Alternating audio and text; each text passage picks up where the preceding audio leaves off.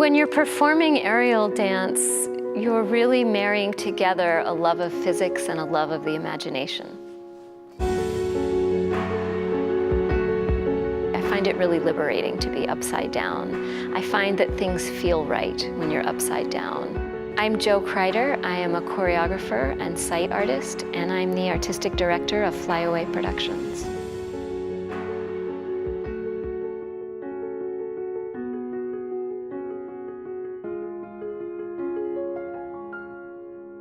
Flyaway Productions is an apparatus-based dance company. We expose the range and power of female physicality. Sometimes dancers are 2 feet off the ground, sometimes they're 100 feet off the ground.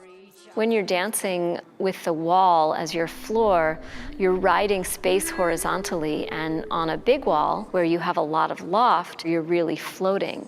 And it's an amazing sensation. It's just a wonderful way to both separate yourself from gravity and also deeply embrace what gravity can do for a body.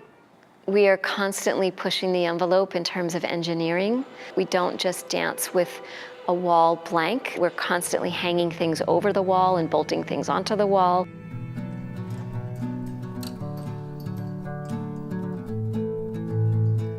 When I first dipped my toe in the water doing this work, I realized I was not strong enough. And I brought myself to the San Francisco Circus Center where I met Master Louie.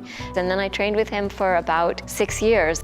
I was one of the first women to train Chinese pole acrobatics. And that experience was really pivotal because I realized how much the work that I wanted to do relied on a physical strength that is not necessarily innate to women, and we have to work at it. And the metaphor of being able to push that glass ceiling was really interesting to me. So the first thing we're gonna do is just lean into each other to the point where if one of us left, we would fall. And I'm gonna test that. A lot of what I do is teach. I have professional dancers in the class. I have people who've never danced before. I have people who danced as children and wanted to get back in touch with their bodies. I love teaching people how to be strong, how to be risky, or how to take risk. It's really satisfying to me to watch people learn to do something that they didn't think they could. Oh sister, let's walk the seashore.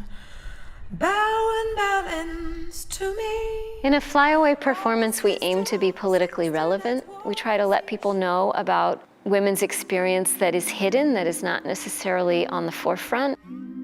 In Grace and Delia Are Gone, the piece starts in history. We were looking at domestic violence through the lens of murder ballads. Grace and Delia were real women, and they were both killed for being pregnant. So I wanted to make their stories really felt. It's such an intimate issue, and it's hidden behind our domestic doorways. I want the audience to be really close to what's happening.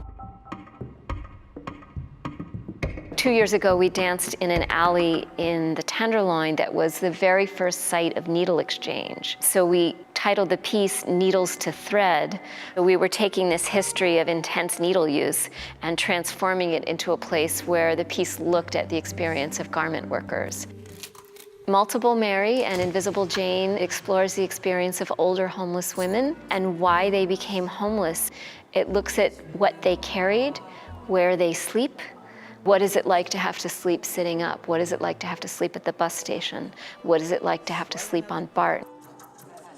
When we were making that production, there was a homeless man standing at the fence, and I said, "So what do you think?" So he said to me, "I didn't think anybody saw me, but then I saw what you guys did on the wall with the dancing, and I realized that somebody was seeing me."